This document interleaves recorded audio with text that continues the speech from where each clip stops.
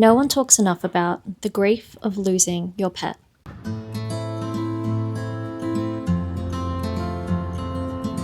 Hello, today Luke and I are on a little road trip to Urunga, a small town south of Coffs Harbour, to get tattoos. Luke is covered in tattoos, so he's getting another one to add to his mosaic, whereas I'm getting my first one.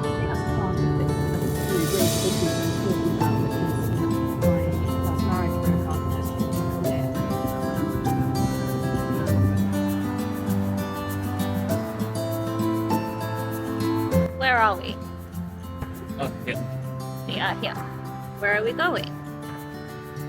Oh, it's off the map. Being my first one, I've been overthinking the perfect tattoo to make sure that it's meaningful and non-regrettable. And for the first time in years, a tattoo idea finally stuck and felt undoubtedly right. The catch? My muse was my best friend, my beautiful darling, Oreo, who suddenly passed away earlier this year. And the impact of this has been the most significant grief of my life. So today, I wanted to touch on the things I've learnt about grief, specifically about losing a pet. Losing a pet is something many people go through, yet it isn't talked enough about. I always knew losing Oreo would be the hardest day of my life, but I assumed after witnessing others go through it, the grief would be somewhat manageable. Boy, was I wrong. Grief is deeply personal, and no one else's experience prepares you for your own. Looking back, I think many people mask the heartbreak of losing a pet due to societal and cultural factors. Because after all, it's just an animal, right? But it's not. It never is. Your pet is truly a part of your family, your routine, and your identity. When you are responsible for raising, loving, and taking care of a pet every single day, they become intertwined with your life. The days after Oreo passed, I noticed myself accidentally opening the back door to let her out to pee, or looking out the window to check what she was doing outside.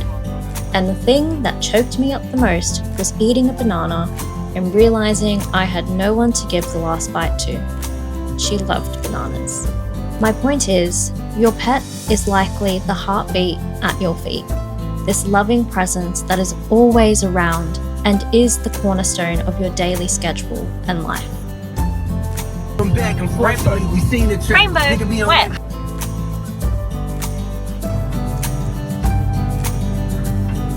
That's Sarah looking at the vibes now that it's light.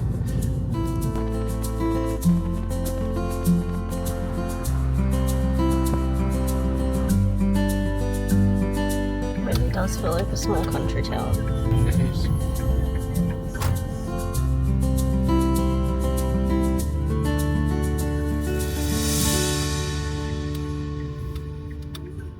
Once we got to Urunga, we met up with Dan at his studio, Ayana Tattoo.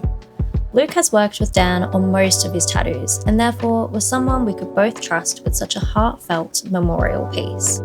From the moment we stepped into the studio, I felt immediately relaxed, knowing this was going to be a very intimate and bespoke experience, rather than getting tattooed at a shop with many people around. This definitely helped calm my nerves. Seeing as Luke's tattoo design was going to be more comprehensive and time-consuming, he went first. Luke reviewed Dan's design and they worked on finalizing it together, tweaking a few things to get it just right, and then proceeded to map out the stencil for the perfect placement. Once mapped out, it was time to start tattooing. I lingered around to watch the process to help me prepare for my own experience. However, I quickly realized this was going to take a few hours, and therefore decided to pack a bag and explore Urunga for a while. Naturally, I was immediately drawn to the beach and was soon ambling along the coastline. And so I figured this was the perfect time to get into the lessons I've learned about grief. Lesson 1. Notice the void, feel the void, don't avoid the void. There is nothing louder than the deafening sound of losing a pet. I don't hear her pitter-pattering while she's walking on the floorboards. I don't hear her huffs and puffs as she's taking a nap. And I don't hear her barking at the birds. You literally wake up one day with them and go to bed the same night without them. The void is real. Now everyone is different, but I felt I really needed to sit in the lack of her presence. Though empathetic, my boss suggested being back at work would be a nice, welcome distraction. But I felt all this did was suppress the agonizing pain I was in. The raw emotions were just sitting in my body with nowhere to go. I would suggest taking some time off from your normal routine. And no one, I mean no one, can give you a time frame to grieve. I hope that this is the validation you need to just stop for a while. I don't know if it's synchronicity or not. A dog just came up to me and dropped a ball at my feet, asking to play. That's pretty synchronistic.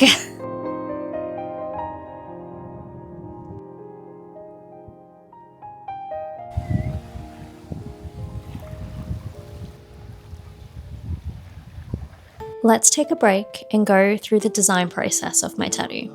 I wanted something simple yet symbolic, so I settled on an abstract line drawing of Oreo that emphasized her classic staffy stance.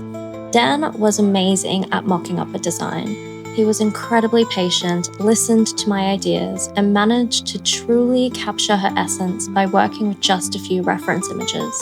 Seeing the finished design did make me emotional, as I could clearly see her. Regarding placement, I wanted it located on the back of my right arm to feel like she's still walking alongside me. Now let's carry on with the lessons. Lesson 2. Grief makes you incredibly present and grateful. In the process of acknowledging their absence, you notice what continues to exist around you. In the days following a death, I spent a lot of time going on walks, sitting in parks, and watching people play with their dogs. Though hard to watch, it made me think, wow, how precious are our pets' lives. They really are just this source of unconditional love and joy. And their time with us, their time on this earth, is so short. I find so much joy in knowing that I loved her so deeply and treated her like a princess. When you realize how temporary everything is, why wouldn't you go all in on the things that bring you joy?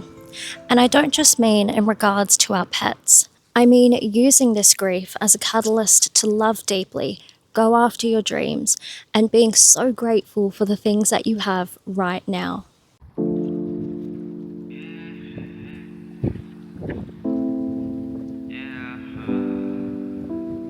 There's literally duckies right over there, and I want to see how close I can get.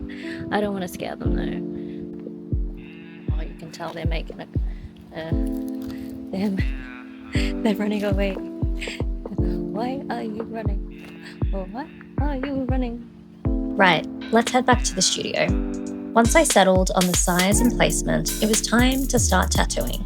Now remember, this is my first tattoo ever, so I had no idea what to expect pain-wise. However, Dan gave me a lot of reassurance by saying girls tend to have a better pain tolerance than guys. Hi. Smile. Huh? Oh. You excited? No, I'm scared. Now, obviously, I was basically getting a line drawing done in a rather meaty area, but I would describe it as discomfort rather than sheer pain. It sort of feels like a cat claw slowly scratching into your skin rather than a piercing needle. I also felt, since I was lying down, I could deeply breathe into it, alleviating any of the pain. While I get tattooed, let's jump into the final lesson. Alright, I wish everyone had skin like yours.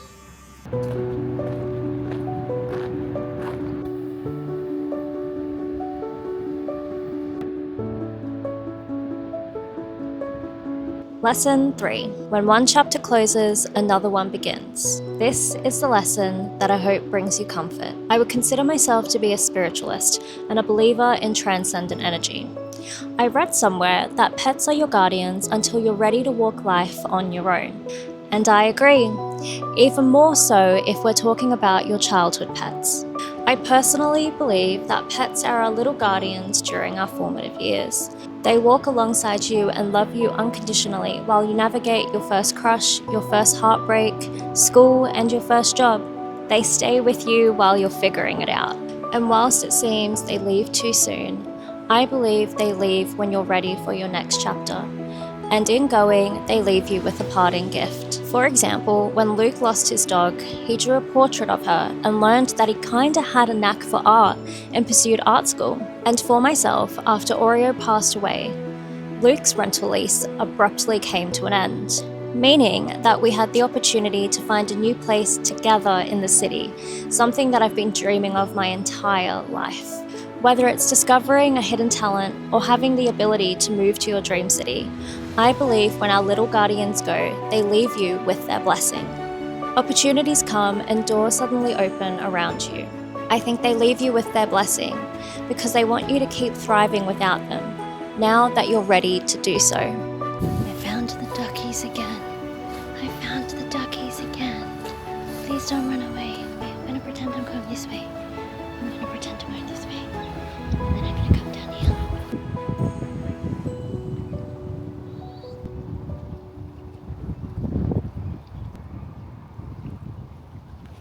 Not even 10 minutes later, the tattoo was done. So as I sit here with my first one, I don't just see ink on my skin. I see Oreo's paw print on my life. Yeah. I love it. She may not be at my feet anymore, but she's still walking alongside me. And if you're grieving too, I hope I have validated your experience and offered a sense of comfort while navigating something so tender and raw. All the best on your healing journey. Lots of love, Jess.